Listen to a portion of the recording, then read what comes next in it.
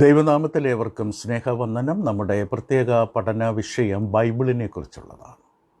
ബൈബിളിനെ കുറിച്ചുള്ള പഠനത്തിൽ 106-ാമത്തെ അവതരണത്തിലാണ് നാം ഇപ്പോൾ എത്തി നിൽക്കുന്നത്.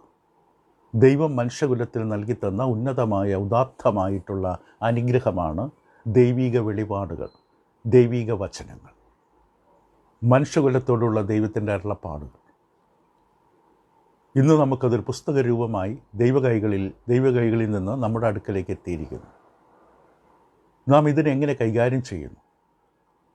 ഇപ്പോൾ ഈ പഠനത്തിൽ നാം ഇപ്പോൾ 106-ാമത്തെ അവതരണത്തെത്തി നിൽക്കുന്നു. കഴിഞ്ഞ ദിവസങ്ങളിലായി ഈ വിഷയത്തിൽ നാം ചിന്തിച്ചു കൊണ്ടിരുന്നത് ഫലപ്രാപ്തിയുള്ള, ഫലദായകമായിട്ടുള്ള, പ്രയോജനകരമായൊരു ബൈബിൾ പഠനം എപ്രകാരം സാധിക്കും. ഈ വിഷയത്തെക്കുറിച്ചുള്ള ചിന്തയിൽ നമ്മൾ പല കാര്യങ്ങൾ കണ്ടു. ശരിയായ മനോഭാവം എന്താണ് ബൈബിൾ പഠനത്തിൽ? തെറ്റായ മനോഭാവങ്ങൾ, ബൈബിളിനെ തെറ്റായ രീതിയിൽ സമീപിക്കുന്നതിനെക്കുറിച്ച് നമ്മൾ ചിന്തിച്ചു. ആ വിഷയത്തെ നമ്മൾ പറഞ്ഞു, നമ്മളിലേക്ക് ആകർഷണം കിട്ടുവാൻ വേണ്ടി ഒരിക്കലും ബൈബിൾ പഠിക്കരുത്. എനിക്ക് ബൈബിളിനെക്കുറിച്ച് അറിയാമെന്ന് മറ്റുള്ളവരെ കാണിച്ച് മറ്റുള്ളവരുടെ ശ്രദ്ധ എന്നിലേക്ക്, ദൈവനെ കൈകാര്യം ചെയ്യുന്ന എന്നിലേക്ക് വരുവാൻ തക്കവണ്ണം ഞാൻ ബൈബിൾ കൈകാര്യം ചെയ്യരുത്. രണ്ടാമത്, തർക്കങ്ങളിൽ ജയിക്കുവാൻ, പല തർക്കങ്ങളിലും ചോദ്യോത്തരങ്ങളിലൊക്കെ നമ്മൾ ഇടപെടുമ്പോൾ ആ തർക്കത്തിൽ ജയിക്കാൻ വേണ്ടിയാകരുത് ബൈബിൾ വായിക്കുകയും ബൈബിളിലെ കാര്യങ്ങൾ മനസ്സിലാക്കുകയും ചെയ്യുന്നത്. മൂന്നാമതായിട്ട് നമ്മൾ കണ്ടു, നിഗൂഢാത്മകത്വം അല്ലെങ്കിൽ അജ്ഞേയമായിട്ടിരിക്കുന്ന കാര്യങ്ങളെക്കുറിച്ച് പലതും ചിന്തിക്കുന്ന ഈ ലോകത്തിൽ അവയെല്ലാം ഉയർത്തിപ്പിടിക്കാൻ വേണ്ടിയാകരുത്, അവയുടെ തെളിവ് കണ്ടെത്താൻ വേണ്ടിയാകരുത്. അനേകം അന്ധവിശ്വാസങ്ങൾ, കെട്ടുകഥകൾ, കിഴിവിക്കഥകൾ എല്ലാം നിറഞ്ഞു കിടക്കുന്ന ലോകത്തിൽ അവയുടെ പിന്നാലെ പോയി അവയ്ക്ക് തെളിവ് കണ്ടെത്താൻ വേണ്ടി ബൈബിളിനെ സമീപിക്കരുത്. നാലാമത്, ലോകപ്രകാരമുള്ള മനോഭാവത്തിലൂടെ ബൈബിൾ വായിക്കരുത്. നമ്മുടെ ജീവിതം ദൈവസന്നിധിയിൽ യോഗ്യമായി സൂക്ഷിക്കാൻ ഉത്തരവാദിത്വമുണ്ട്. അഞ്ചാമതായി നമ്മൾ ചിന്തിക്കാൻ ആരംഭിച്ചത് അപക്വതയുള്ള മനോഭാവം. അപക്വതയുള്ള മനോഭാവം ഒഴിവാക്കണം വചന പഠനത്തിൽ. നമ്മൾ ദൈവത്തെ സമീപിക്കുമ്പോൾ സുബുദ്ധിയോടെ, തെളിഞ്ഞ ബുദ്ധിയോടുകൂടി സമീപിക്കണം. കാരണം നമ്മുടെ രക്ഷ അടിസ്ഥാനപ്പെട്ടിരിക്കുന്നത് വചനപരിജ്ഞാനത്തിലാണ്. നാം എത്രത്തോളം വചനപരിജ്ഞാനം പ്രാപിക്കും അത്രത്തോളം നമ്മുടെ ആത്മരക്ഷ നമുക്ക് ഉറപ്പുള്ളതായി മാറും. ആ വിഷയത്തിൽ ഒരു കാര്യം കൂടി ചിന്തിക്കാനുള്ളത്, വചനം കൈകാര്യം ചെയ്യുന്ന ഉപദേഷ്ടാക്കന്മാരും സുവിശേഷകന്മാരും അങ്ങനെയുള്ള അധ്യാപകന്മാരുമായിരിക്കുന്നവർ കൂടുതൽ ശിക്ഷാവിധി നേരിടേണ്ടി വരും. ദൈവനെ കൈകാര്യം ചെയ്ത വിധമനുസരിച്ച് ദൈവം വളരെ കർശനമായി നൽകിയിരിക്കുന്ന ഒരു താക്കീതാണ് യാക്കോബിൻ്റെ ലേഖനം 3-ാം അധ്യായത്തിൻ്റെ 1-ാം വാക്യത്തിൽ പറയുന്നത്. സഹോദരന്മാരെ, അധികം ശിക്ഷാവിധി വരും എന്നറിഞ്ഞ് നിങ്ങളിൽ അനേകർ ഉപദേഷ്ടാക്കന്മാരാകരുത്. ഇപ്പോൾ നാം ദൈവവചനം കൈകാര്യം ചെയ്യുമ്പോൾ നാം ആരെയാണോ പഠിപ്പിക്കുന്നത് അവിടെ നിത്യമായിട്ടുള്ള ലക്ഷ്യം, നിത്യജീവിതത്തെ സ്വാധീനിക്കുന്ന അറിവാണ് നാം കൈകാര്യം ചെയ്യുന്നത്. അതുകൊണ്ട് നാം പഠിപ്പിക്കുന്നത് തെറ്റായ വിധത്തിലാണെങ്കിൽ അവരുടെ ജീവിതത്തെ നശിപ്പിക്കുകയാണ്, നമ്മുടെ ജീവിതം നശിക്കുകയാണ്. നിത്യമായ ഇറ്റേണൽ ഡെസ്റ്റിനി, ഒരു വ്യക്തിയുടെ നിത്യതയിലേക്കുള്ള യാത്രയിൽ നാം സഹായിക്കുകയാണ് വചനത്തിലൂടെ. അപ്പോൾ തെറ്റായ രീതിയിലാണ് നമ്മൾ വചനം കൈകാര്യം ചെയ്യുന്നുണ്ടെങ്കിൽ അത് അധികം ശിക്ഷാവിധി വരും. ഇപ്പോൾ ദൈവനെ കൈകാര്യം ചെയ്യുന്നതിൻ്റെ ഗൗരവത്തെയാണ് ഇവിടെ യാക്കോബ് കാണിച്ചു തരുന്നത്. അതുകൊണ്ട് ദൈവനെ കൈകാര്യം ചെയ്യുന്നവർ വളരെ ഗൗരവത്തോടെ അവർ നൽകുന്ന ഉപദേശത്തെക്കുറിച്ച് അവർ ശ്രദ്ധിക്കണം. അപ്പോസ്തലനായ പൗലോസ് തിമോത്തിയോസിന് എഴുതുമ്പോഴും ഈ കാര്യം ഓർമ്മപ്പെടുത്തി. തിമോത്തിയോസ് എഴുതിയ 1-ാം ലേഖനം അതിൻ്റെ 4-ാം അധ്യായം 16-ാം വാക്യത്തിൽ ഇപ്രകാരമാണ് പറഞ്ഞത്: നിന്നെ തന്നെയും ഉപദേശത്തെ സൂക്ഷിച്ചു കൊള്ളുക. ദൈവവചനം കൈകാര്യം ചെയ്യാനുള്ള ജീവിതമോ സാക്ഷ്യമോ ഇല്ലാത്തവർ ദൈവനെ കയ്യിലെടുത്തുകൊണ്ട് മറ്റുള്ള മുമ്പിൽ നിൽക്കരുത്. വ്യക്തിപരമായ അവരുടെ ജീവിതം ദൈവത്തിൻ്റെ മുമ്പിൽ അവർക്ക് ജീവിക്കാം, മാനസാന്തരപ്പെട്ട് ഭക്തിയോടെ. പക്ഷെ മറ്റുള്ള മുമ്പിൽ നിന്ന് ഉപദേശിക്കാൻ ശ്രമിക്കുമ്പോൾ അത് സൂക്ഷിക്കണം. പൗലോസ് പറഞ്ഞത് നിന്നെ തന്നെയും ഉപദേശത്തെ സൂക്ഷിക്കുക. ഉപദേശത്തെ മാത്രം സൂക്ഷിച്ചാൽ പോരാ, ഞാൻ എന്ത് പഠിപ്പിക്കുന്നു എന്ന് മാത്രം നോക്കിയാൽ മതി എന്ന് പറയേണ്ട കാര്യമില്ല, അത് തെറ്റാണ്. എന്നെ തന്നെ ശ്രദ്ധിക്കണം. എൻ്റെ ജീവിതത്തിൽ മറ്റുള്ളവരുടെ ശ്രദ്ധയ്ക്കും അവരുടെ അനുസരണത്തിനും തടസ്സമായുള്ളൊരു ജീവിത രീതി എൻ്റെ ജീവിതത്തിൽ വന്നിട്ടുണ്ടെങ്കിൽ ഞാൻ ഒരിക്കലും വചനം കൈകാര്യം ചെയ്യരുത്, മറ്റുള്ളവരെ പഠിപ്പിക്കാൻ ശ്രമിക്കരുത്. എനിക്ക് നിയമിച്ചിട്ടുള്ള ഉത്തരവാദിത്വമല്ല. ഇവിടെ നിന്നെ തന്നെ ഈ ഉപദേശത്തെ സൂക്ഷിച്ചു കൊള്ളുക, ഇതിൽ ഉറച്ചു നിൽക്കുക, ഇതിൽ വിട്ടുവീഴ്ച ചെയ്യരുത്.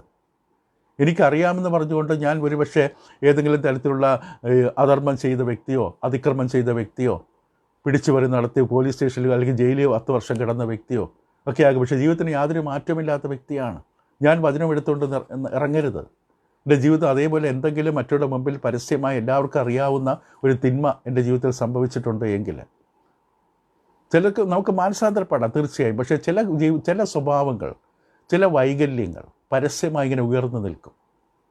അത് മനുഷ്യർക്ക് സത്യം കേൾക്കാൻ ഇടർച്ചയുണ്ടാക്കും.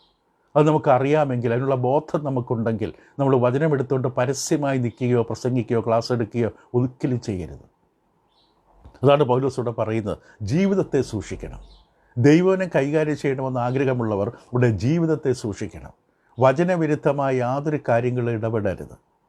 അങ്ങനെ ചെയ്താൽ നീ നിന്നെയും നിൻ്റെ പ്രസംഗം കേൾക്കുന്നവരെ രക്ഷിക്കുമെന്നാണ്. നമ്മുടെ രക്ഷ പോലും അടിസ്ഥാനപ്പെട്ടിരിക്കുന്ന അവിടെയാണ്. അപ്പോൾ ഇവിടെ യാക്കോബും പൗലോസും പറയുന്നത് എന്താണ്? ദൈവനെ കൈകാര്യം ചെയ്തവർ വളരെ ഗൗരവത്തോടെ ആയിരിക്കണം. ഒരു വചനം ശരിക്കും മനസ്സിലാക്കി പഠിച്ചിട്ട് വേണം വചനം കൈകാര്യം ചെയ്യാൻ. കാരണം ബൈബിൾ പഠിപ്പിക്കുന്നവർ, ഉപദേഷ്ടാക്കന്മാർ, സുവിശേഷകന്മാർ കർശനമായ ശിക്ഷാവിധി നേരിടുമെന്നാണ് പറഞ്ഞത്. കാരണം നാം നേരത്തെ പറഞ്ഞ പോലെ നിത്യതയിലേക്ക് മനുഷ്യനെ എത്തിക്കേണ്ട ഉത്തരവാദിത്വം ഉള്ളവരാണ്. അതുകൊണ്ട് അവർക്ക് നല്ല ബോധ്യമുണ്ടായിരിക്കണം.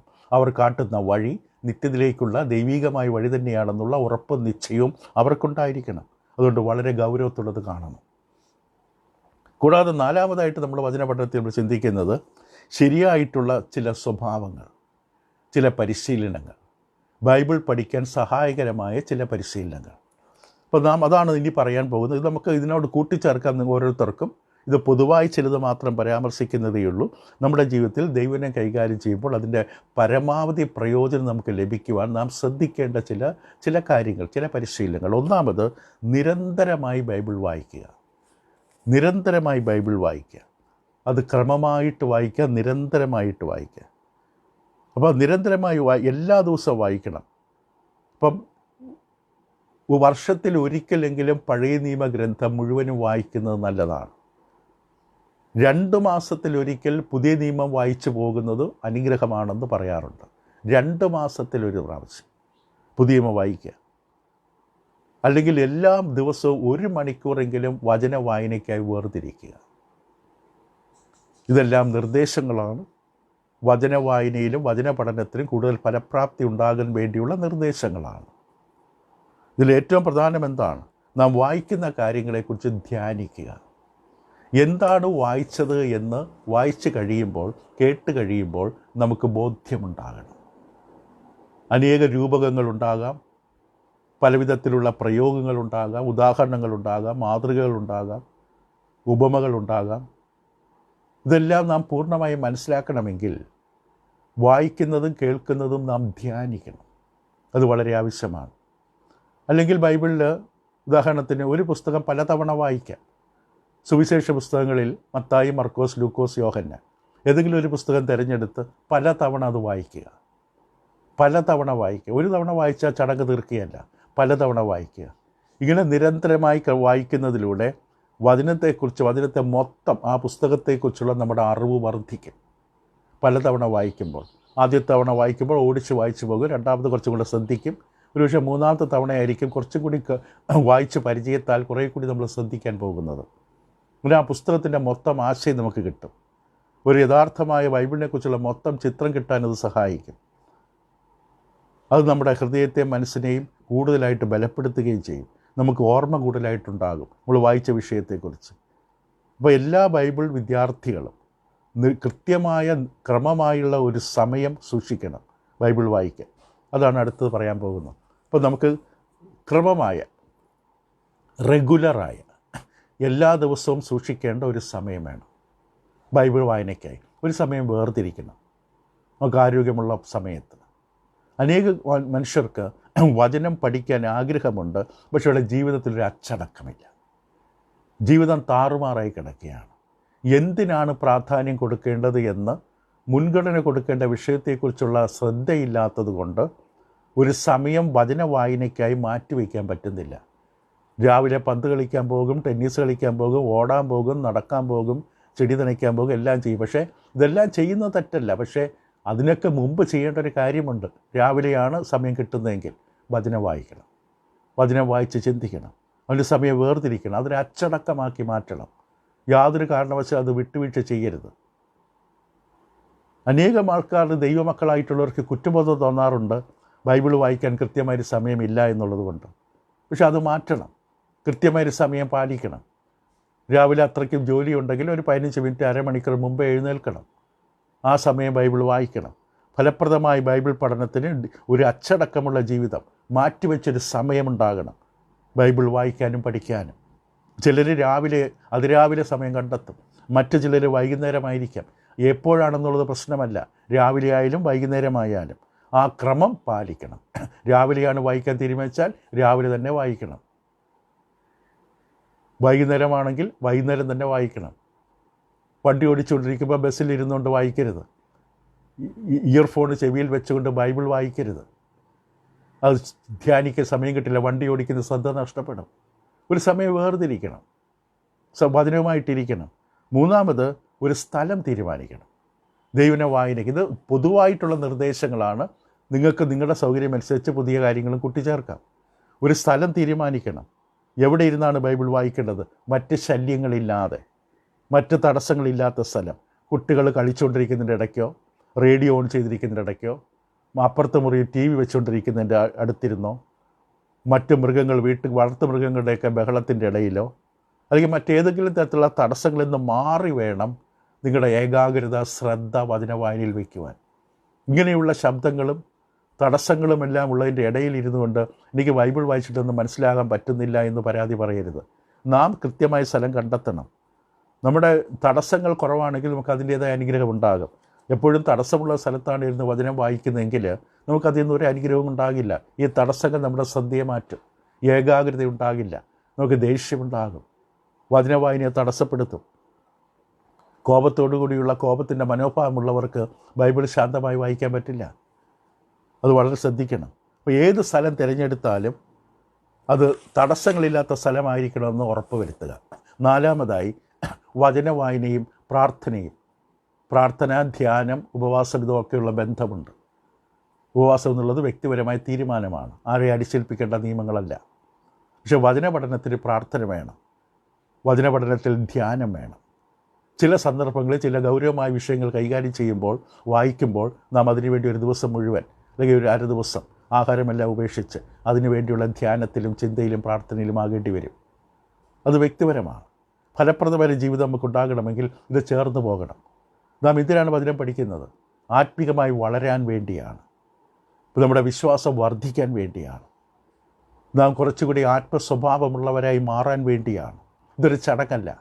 വായന ഒരു ചടങ്ങ് പോലെ, സ്കൂളിലെ ക്ലാസ്സിൽ ഓരോ പീരീഡുകൾ പോലെ, രാവിലെ അരമണിക്കൂർ വായന, അടുത്തത് ബ്രേക്ക്ഫാസ്റ്റ്, പിന്നെ പത്രം വായന, അങ്ങനെ റിഫ്രഷ്മെൻറ്റ്.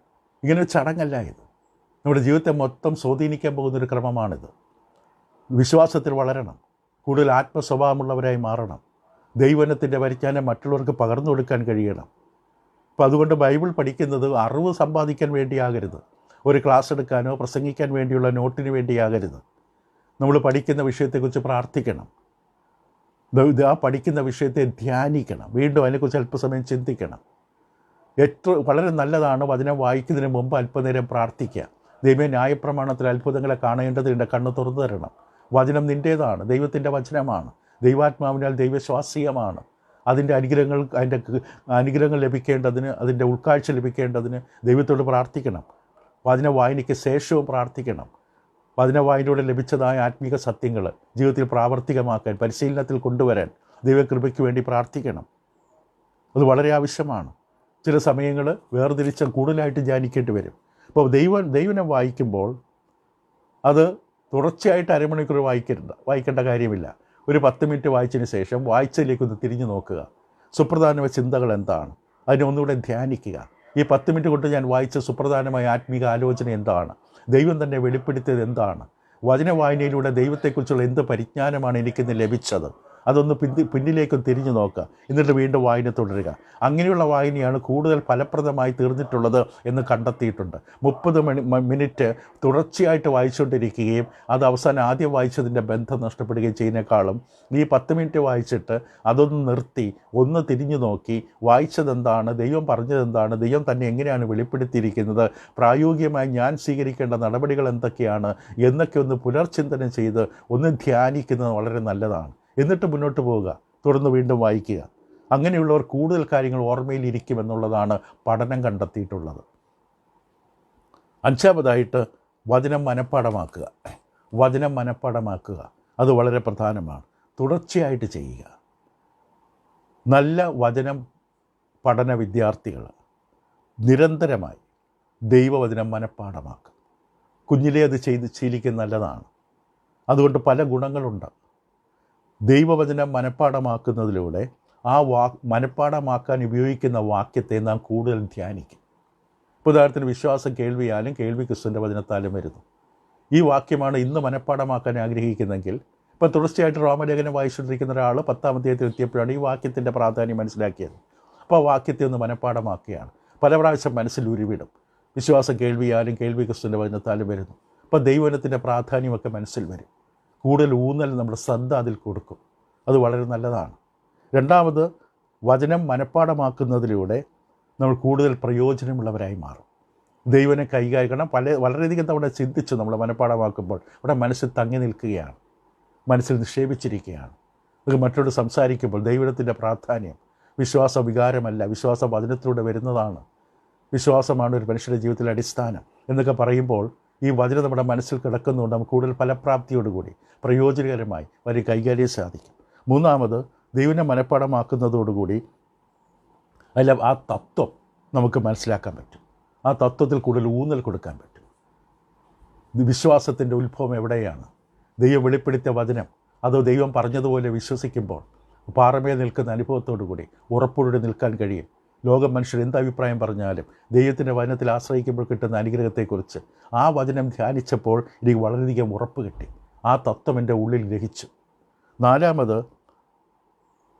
നമ്മൾ സംസാരിക്കുമ്പോൾ ആരോടെങ്കിലും സംസാരിക്കുക പെട്ടെന്ന് ദൈവത്തിൻ്റെ പ്രാധാന്യം ആരെങ്കിലും ചോദിക്കും, ഉടൻ തന്നെ നമ്മുടെ മനസ്സിൽ റോമർ 10:17 വരും. പെട്ടെന്ന് അതിനെ ഓർക്കാൻ കഴിയും, വേഗത്തിൽ സംസാരിക്കാൻ കഴിയും. ഇപ്പോൾ മറ്റുള്ളവർക്ക് മനസ്സിലാക്കി ഈ വ്യക്തിക്ക് ദൈവവചന പരിജ്ഞാനമുള്ള വ്യക്തിയാണ്. ഇതുപോലെ അനവധി വാക്യങ്ങൾ, ദിവസം ഒരു വാക്യം ഇത് വായിച്ച് ചിന്തിച്ച് നോക്കുക. വിശ്വാസം കേൾവിയാൽ എന്നതിനോടൊപ്പം തന്നെ വിശ്വാസം എന്നതും ആശിക്കുന്നതിൻ്റെ ഉറപ്പും കാണാത്ത കാര്യങ്ങളുടെ നിശ്ചയവുമാണ്. വിശ്വാസവുമായി ബന്ധപ്പെട്ട വചനങ്ങളൊക്കെ മനഃപ്പാഠമാക്കുമ്പോൾ ദൈവസന്നിധി വരുന്നവൻ ദൈവത്തെ കൂടാതെ അല്ലെങ്കിൽ വിശ്വാസം കൂടാതെ ദൈവത്തെ പ്രസാദിപ്പിക്കാൻ കഴിയില്ല എന്ന വാക്കിനോട് ചേർത്ത് ചിന്തിക്കുമ്പോൾ എബ്രായലേഖനം 11:6, 11:1 വിശ്വാസത്തിൽ ഉത്ഭവിക്കാത്തൊക്കെയും പാപമത്രേ. റോമലേഖനം 14:23 വിശ്വാസം പ്രവൃത്തികൾ ഒരുമിച്ച് കൊണ്ടുവന്ന് യാക്കോബ് പറയുന്ന വാക്യങ്ങൾ. ഇതൊക്കെ നമ്മൾ ഒരുമിച്ച് ചിന്തിക്കുമ്പോൾ ഒരു വിഷയത്തെക്കുറിച്ച് ആഴമായ അറിവ് നമുക്കുണ്ടാകും. അത് മനസ്സിൽ തങ്ങി നിൽക്കും. ബൈബിൾ തുറന്നു നോക്കേണ്ട, ബൈബിൾ ഇല്ലാത്തൊരു സ്ഥലത്താണ് ഇരിക്കുന്നത്. പെട്ടെന്ന് നമുക്ക് വചനം നമ്മുടെ മനസ്സിലുണ്ട്. അഞ്ചാമതായി, തിരുവെഴുത്തുകൾ മനഃപ്പാഠമാക്കുന്നതിലൂടെ കൂടുതൽ സമയമാണ് വചനത്തോട് ചെലവിടാൻ കഴിയുന്നത്. വചനവുമായി കൂടുതൽ സമയം ചെലവിടാൻ അത് ഇടവരുത്തും. ആറാമതായി, ദൈവവചനം മനഃപ്പാഠമാക്കുന്നതിലൂടെ നമുക്കൊരു അടിസ്ഥാനമുണ്ടാകും. ദൈവവചനത്തിലുള്ളൊരു അടിസ്ഥാനം അത് നമ്മുടെ ജീവിതത്തെ രൂപാന്തരപ്പെടുത്തും. നമ്മുടെ ജീവിതത്തിൻ്റെ രൂപാന്തരപ്പെടുത്താനുള്ള ഒരു അടിസ്ഥാനം ദൈവവചന ധ്യാനത്തിലൂടെ മനഃപ്പാഠമായി നമ്മുടെ ഹൃദയത്തെ സംക്ഷേപിക്കുന്നതിലൂടെ അത് ശുദ്ധീകരിക്കുന്നതിലൂടെ നമ്മുടെ ജീവിതത്തിൽ ഉണ്ടാകുന്ന വചനം നമ്മുടെ ജീവിതത്തെ സഹായിക്കും. അപ്പോൾ ഇതൊരു സ്വഭാവമാക്കി മാറ്റണം. നമ്മുടെ ജീവിതത്തിൽ വചന പഠനം, വചന ധ്യാനം, വചന മനഃപ്പാഠമാക്കുക എന്നുള്ളത് സ്വഭാവമാക്കി മാറ്റണം. ദിവസവും ആഴ്ചയിൽ 2-3 വാക്യങ്ങളിൽ മനഃപ്പാഠമാക്കാൻ നോക്കുക. വളരെയധികം പ്രയോജനം ചെയ്യും. ചില മനുഷ്യർ മുഴുവൻ ബൈബിൾ മനഃപ്പാഠമാക്കിയിട്ടുള്ളവരുണ്ട്, പുതിയ മുഴുവൻ മനഃപ്പാഠമാക്കിയിട്ടുള്ളവരുണ്ട്. ദൈവനെ കൈകാര്യം ചെയ്യാൻ ആഗ്രഹിക്കുന്നവരാണെങ്കിൽ ദൈവവചനം മനഃപ്പാഠമായിട്ട് അവരുടെ ഉള്ളിലുണ്ടാകണം. മറ്റുള്ളവരോട് സംസാരിക്കുമ്പോൾ എൻ്റെ പ്രാധാന്യം മനസ്സിലാക്കുന്നത്. ലോകം പ്രതീക്ഷിക്കുന്നു ദൈവനെ കൈകാര്യം ചെയ്യുന്നവർക്ക് പുസ്തകം നോക്കാതെ ചില വാക്യങ്ങൾ ഉദ്ധരിക്കാൻ കഴിയണം. ഇപ്പം ലോകം അത് പ്രതീക്ഷിക്കുന്നുവെങ്കിൽ ദൈവമക്കൾ എത്രയധികം.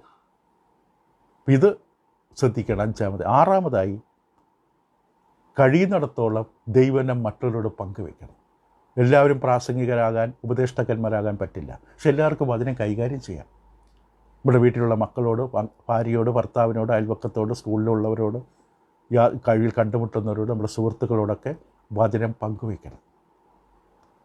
ദൈവവചനം പഠിക്കാനുള്ള ഏറ്റവും നല്ല മാർഗമായി കാണുന്നത് അത് പ്രായോഗികമാക്കുന്നതാണ്. വചനപ്രകാരം പ്രായോഗികമായി ജീവിക്കുന്നതും അത് പങ്കുവയ്ക്കുന്നതുമാണ്. വളരെ സത്യമായൊരു പ്രസ്താവനയാണ്.